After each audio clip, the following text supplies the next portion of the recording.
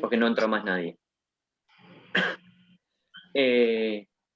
Nada, así que lo más enriquecedor de Freud es que en esa época en la que nadie pensaba en otra cosa que no sea la medicina, alguien podría empezar a pensar que había algo más.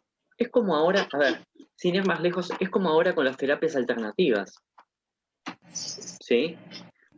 Hasta hace unos años atrás era la medicina de los doctores, estaba la medicina de la psiquiatría y empezó a ser como más permisiva la psicología, ¿sí? Que tiene 100 años y un poquito más, no tiene mucho más. Pero ahora hay otras cosas.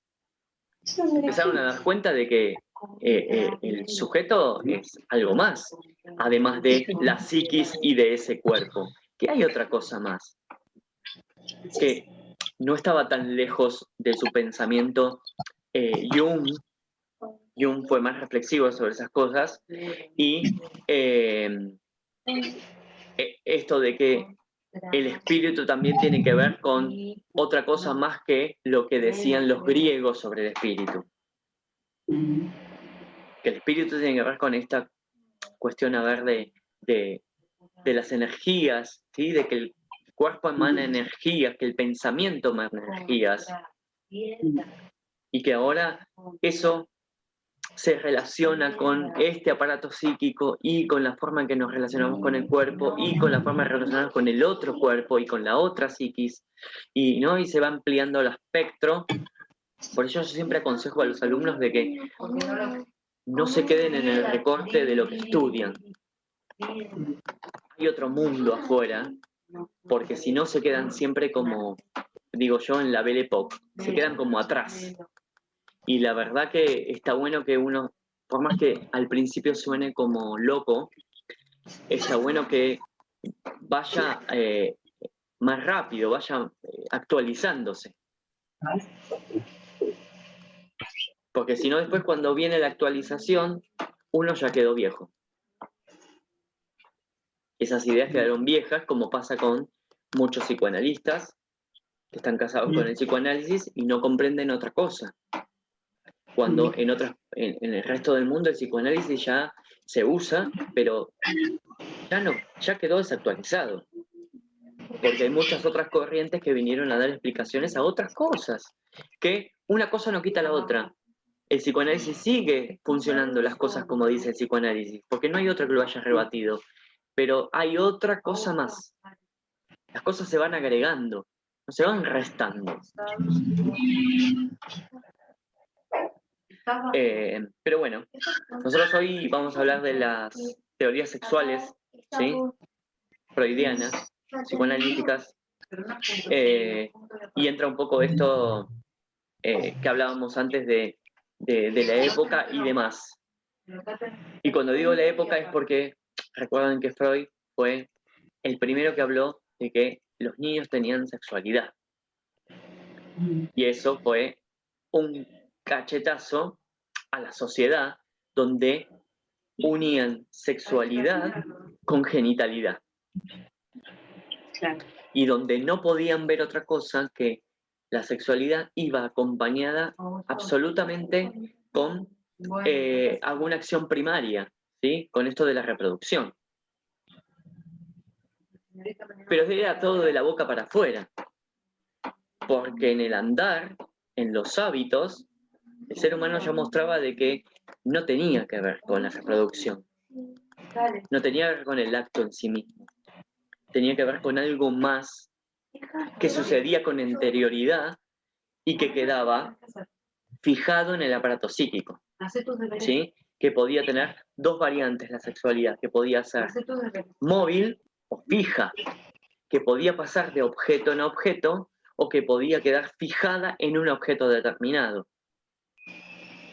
Y al quedarse en un objeto determinado fijado, podía darse una perversión.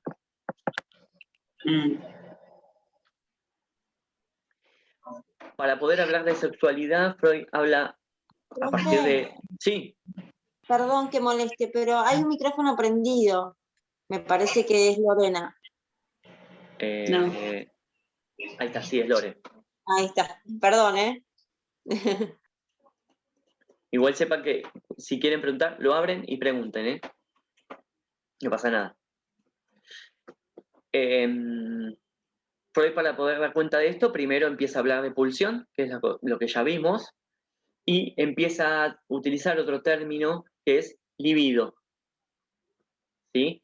De esta energía, ¿sí? De la pulsión de vida que circula por el aparato psíquico, ¿sí? Y que las transformaciones de esta libido se dan en cuanto a la meta y en cuanto a la fuente de la pulsión. En cuanto a la meta, lo vimos como sublimación. ¿Se acuerdan? Esta libido es sublimada en cuanto a la meta de la pulsión. Y en cuanto a la fuente de la pulsión, esta libido elige diversidad de zonas erógenas.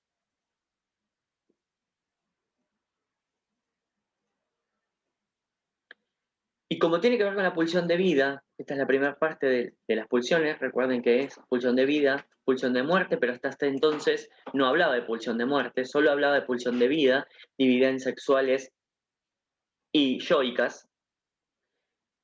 Siempre lo que tiende a hacer es a conservar al yo. ¿Sí? Porque ¿qué pasó? Todas estas zonas erógenas pasaron a pertenecer a un solo cuerpo. Por ende, por más que nuestra pulsión pase por una zona determinada, influye directamente en todo nuestro yo, para los neuróticos. Por eso, la insatisfacción. Porque al hacer el recorte, pero unido a todo un yo, siempre como que le falta el 5 para el peso para poder completar todo aquello que necesita. Voy a decir a alguien más. Ahí está. Entonces, ¿de qué da cuenta Freud? De que esta libido pasa de ser yoica, ¿sí? De ser del sujeto, a ser libido objetal. Que él puede sacarla de este narcisismo del yo y ponerla en otro objeto del exterior. Recuerden, cuando digo objeto, puede ser una cosa o una persona. ¿Sí? Yo lo voy a estar repitiendo esto todo el tiempo para que siga machacando, se entienda que cuando diga objeto no hablo de un lápiz solamente, sino que puede ser otro sujeto. ¿Sí? Pero al hecho de ponerle yo mi libido, a ese le vuelco mi libido como objeto. ¿Sí? Eso pasa en el amor. En el amor, en el enamoramiento, primariamente, mi libido yoica la paso a un objeto, se la entrego al otro. Vieron que cuando alguien se enamora, el que despoja toda esa libido de su yo y se lo entrega al otro, como que ya no importa. Está absolutamente en la nebulosa y toda su energía está puesta en el otro. En lo lindo que es el otro, en lo bueno que es el otro, en satisfacer al otro. Si eso se termina y no se transformó en amor, el otro deja de ser lindo, bueno, hermoso, y le empieza a ver todos los defectos habidos y por haber. Pero si eso se transforma en amor, esos defectos pasan a ser parte del otro sujeto, y esa relación sujeto-objeto empieza a ser cambiante. Por momentos, ¿sí? Esa energía dividinal pasa de sujeto a objeto, de uno a otro. En cambio, en el enamoramiento, la libido de sujeto pasa al objeto y queda ahí. Y que cuando el otro se va, la retira y vuelve a uno. ¿Sí? Se la retira de ese objeto y vuelve a uno. Ahora, cuando éste sigue enamorado y el otro es el que le retira solamente la libido, este se queda vacío, porque su libido se la está llevando el otro, que lo está dejando. Y ahí es donde empiezan las penurias de las parejas, donde hay uno de los dos que no es partícipe de la disolución, entonces uno se siente despojado y el otro se está llevando la energía de los dos, ¿sí? Por así decirlo. Decime.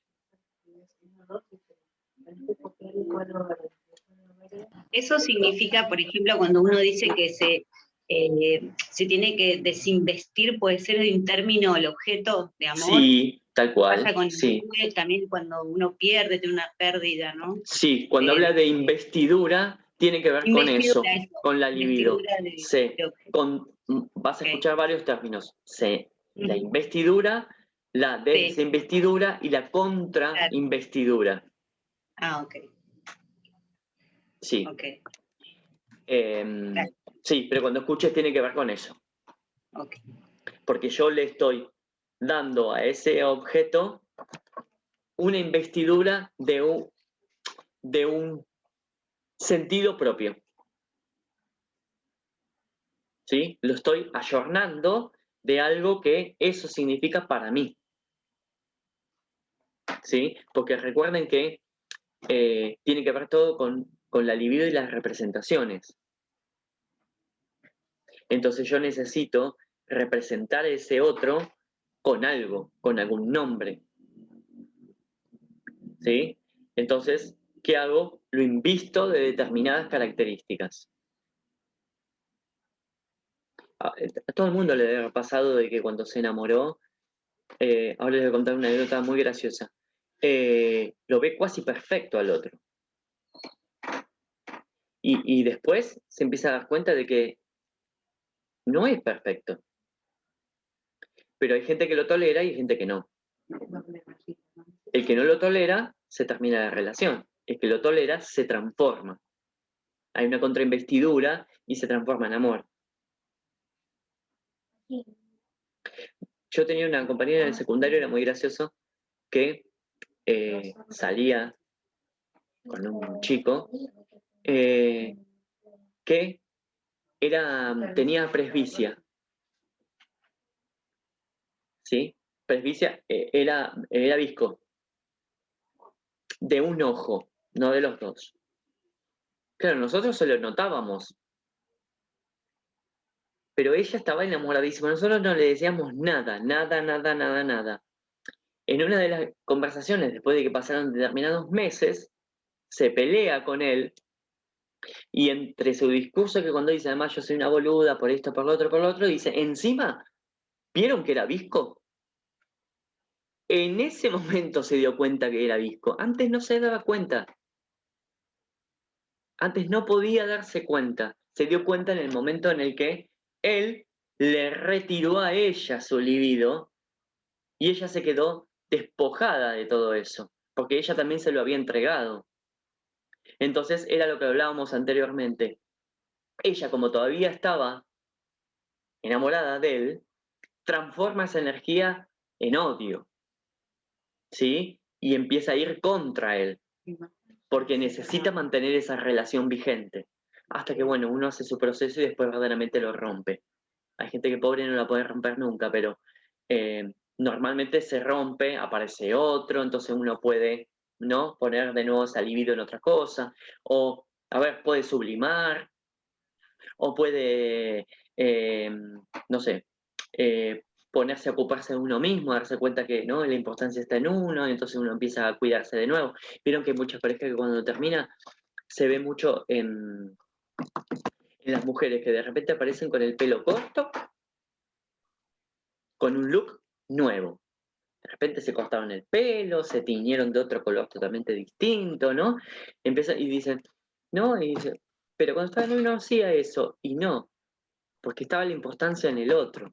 Cuando vuelve, y ahí se empieza a dar cuenta de que la energía debe ser narcisista otra vez.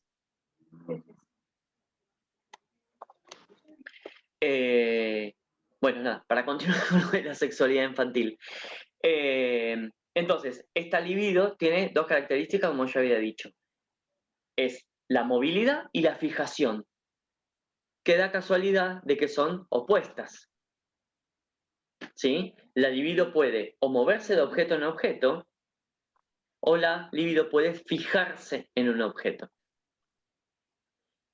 Eso pasa mucho, a grosso modo, como ejemplo, también para que puedan darse cuenta, en los fetichistas. Que esa libido está puesta ahí sí en un objeto real, cosa. ¿Sí? Por ejemplo, en un zapato. Entonces, toda su excitación sexual pasa por tener relación con ese zapato. Hay una persona de por medio, siempre, obviamente, pero si no está ese objeto, no puede disfrutar. Es muy loco, pero todos en realidad tenemos algo de esto, por ahí en otras escalas, pero no sé quién por ahí tuvo, no sé, una prenda de ropa que no podía soltar, un objeto, ay, esa lapicera que yo tanto amaba, ¿no? Un libro, un objeto en particular que no pueden soltar, ¿no? Como si fuera parte de uno. Parece que estuviera haciendo un sacrilegio si lo abandona ese objeto.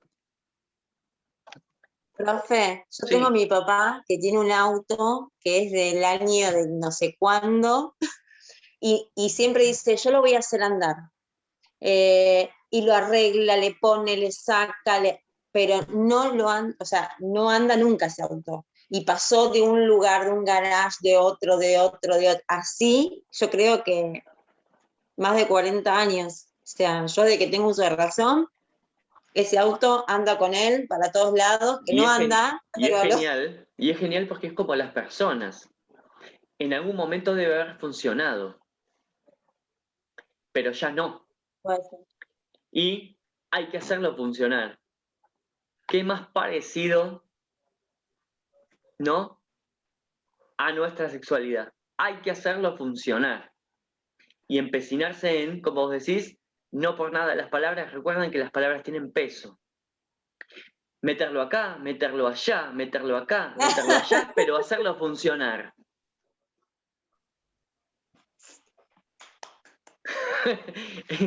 Es como, ustedes van a empezar a escuchar este tipo de cosas y eso es donde uno pone el oído. Es gracioso cuando uno lo cuenta, pero ahí es donde pone el oído. Lo anecdótico, si es ese auto o no, no importa. ¿Sí? Cuando yo digo anecdótico, tiene que ver con eso. Puede ser ese auto, puede ser cualquier otra cosa. Pero esto de el peso de las palabras, cuando se refieren a algo que causa tanta tensión, y esa tensión es sexual. Sí. Por ende, ese objeto tiene libido. Está investido de libido ese objeto. Fíjense que, como dije el otro día, el ejemplo de las mujeres con las compras, fíjense que los varones, cuando tenemos un auto, lo cuidan como parte de su propio cuerpo. Lo lavan, lo lustran, lo vuelven a lustrar, y lo vuelven a lustrar, y lo vuelven a lavar, y lo vuelven... Decime vos si... Y es muy importante el tamaño. Y lo rápido que anda, y lo fuerte que arranca, y zarasasá, zarasasá, zarasasá. Profe, Sí, dicen que el acto es la extensión de la virilidad del hombre. sí, en muchos casos sí, no siempre, pero en muchos casos sí. A veces, a ver, no tiene que ser no tiene que ser el auto, puede ser otro objeto. Por eso digo de que ahí está, la libido va cambiando de objeto en algunas circunstancias. Hay gente que necesita tener la mejor zapatilla. Y no es en ese momento, es la mejor zapatilla, se la compró, al mes siguiente tiene la otra. O el celular. Vieron que el celular ha cambiado de tamaños. Ha cambiado de tamaños. La televisión ha cambiado de tamaños. y se tiene una idolatría por el aparato en sí, que se pierde de foco su función. Es por el Pero, hecho de... profe, Sí, perdón, ¿no tiene que ver con algo de lo que no se satisface nunca? tiene que ver con eso. Es decir, ¿sabes con qué los asocio con este tema de la falta? Claro, pero esa falta es pulsional. Claro, Por ende hay por esto de libido. que Por compro, ende hay me da sexual. una satisfacción y después tengo que comprar otra cosa. Claro, ¿No? Esto que decía, porque no me satisface. claro. Me satisface momentáneamente. Pero como siempre falta, como decís, como siempre falta, entonces necesito la vueltita de rosca. Por eso no hay que volverse loco con eso. Y todos funcionamos así. No es que, ay, yo no. Mentira. Todos funcionamos así. En mayor o en menor medida. Lo que pasa es que cuando es en mayor medida, pasa a, lo que se dice en terapia, pasa como a doler. Ya es molesto. ¿Sí? Trae otras cosas aparejadas. Y ahí es donde van a la consulta. Porque mientras es comprar un par de zapatitos, una remerita, no sé, cambiar el auto una vez por año, no pasa nada. Pero el hecho es cuando eso ya empieza a perder sentido. Y donde se les pierde el sentido necesitan volver a encontrarlo. Y es difícil, es difícil. Me quedé en movilidad y fijación. A ver, y volvamos al mismo punto. La libido tiene que ver con lo sexual, ¿sí? Y recuerden que lo sexual no tiene que ver con lo genital, ¿sí? Lo genital está dentro de lo sexual. Lo sexual comprende todo. Es como más abarcativo, ¿sí? Lo que significa la sexualidad. Porque la sexualidad tiene que ver con una conformación de los deseos, de la relación con el otro y de las diferencias con el otro. En donde yo acepto la diferencia. Cuando digo acepto no es que digo, ahora como las cuestiones femeninas, acepto que la mujer es igual a mí. No hablo de esa aceptación, sino que el otro es diferente a mí y que en esa diferencia está el juego, es donde se habla de sexualidad. Y no tiene que por qué ser diferente en cuanto a lo visual, ¿sí? Porque si no, no existiría las elecciones de los mismos, de los mismos órganos sexuales, ¿sí? Ahí te das cuenta que tiene que ver con otra cosa. ¿Con qué? Con esta estructuración de nuestro aparato psíquico y donde fue fijada esta libido, ¿sí? Los estoy medio mareando ahora, pero lo van a ir entendiendo a medida que vaya avanzando con otras cosas. Entonces, Freud, ¿qué dice? Evidentemente, el ser humano pasa por etapas o estadios donde esta libido está fijada o pasa por determinadas zonas erógenas que después se fijan en la adultez. Y él cita la oral, la anal y la genital, ¿sí? Que la nombra como fálica. Entonces, ¿dónde está la primacía en la oralidad? En la boca y en todo lo que tiene que ver con la boca, ¿sí? Por eso pasa también con la garganta. Todo donde la excitación pasa por las vías orales tiene que ver con esa fijación en esa zona erógena. ¿De dónde parte esto? ¿Se acuerdan cuando hablé de que el niño, cuando se relaciona por primera vez, cuando nace con su madre, tiene una cuestión nutricia, ¿sí? Necesita alimentarse. Pero después, esa cuestión nutricia varía y hay algo más que viene a despertar una necesidad. Ya no solo quiere comer, quiere satisfacer alguna otra cosa, porque si no, no haría esto. O el chupete, o al aire. ¿Vieron que bebés que hacen el movimiento hacia el aire? Entonces, hay algo de la zona y de esa relación con ese objeto donde ha puesto la libido. Ahí empieza a aparecer la pulsión. Ahora, como la sexualidad infantil, según Freud, tiene que ver con un desarrollo y con la aparición de un trauma, si este trauma fue ocasionado en esta etapa, la fijación se da en la oralidad.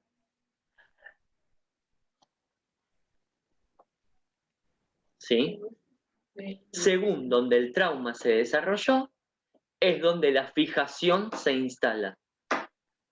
Por eso puede ser oral, sádico-anal o fálica.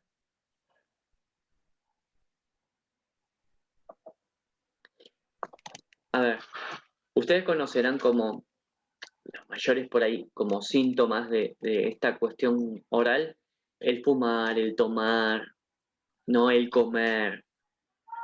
Ojo, hay gente que tiene fijaciones también orales, ¿sí? La gente que habla hasta por los codos, que no puede dejar de hablar. Esa cuestión también pasa por la satisfacción. Recuerden que es pulsional, es libidinal, pulsional. ¿Y la pulsión, cuál es la meta de la pulsión? Su satisfacción. Y si su excitación pasa por la boca, tiene que utilizarla. Inclusive, la relación oral en la adultez es transformada en dos cosas muy conocidas. Los besos y en el felatio, por ejemplo. ¿Sí? En el sexo oral. Necesita utilizar esa zona erógena, ¿sí? Primaria. Bien, ustedes recuerden que cuando hay una relación de amor, el beso es fundamental. Hasta es rococó, vieron que está hasta telenovelesco. Se espera el primer beso de los protagonistas, ¿sí? Y ahí parece que como que se consumió todo. Es genial, eso era lo que estaban esperando. Es por esta cuestión. Y recuerden esto como fundamental. No porque pase por estos estadios se van eliminando. No porque pasó el estadio oral se eliminó y seguimos al otro, al anal. Y porque se eliminó al anal, seguimos al fálico. No, no, no, no. Conviven. ¿Sí? Van conviviendo. Por eso, por ahí, el trauma se dio en una etapa determinada, pero sobre una de las etapas y no de la otra. Si no, tendría que ver con una cuestión de periodicidad, ¿sí? De edad. Ay, bueno, en determinada edad, como paso por tal edad, si no se dio el trauma ahí, entonces tengo otro tipo de fijación. No, no, no, no, no.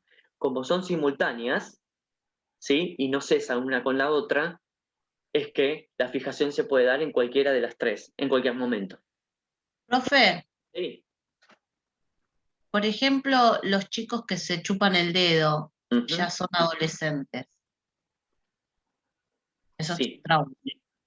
sí. Imagínate que sí, porque pasan dos cosas. Una, ya no son niños,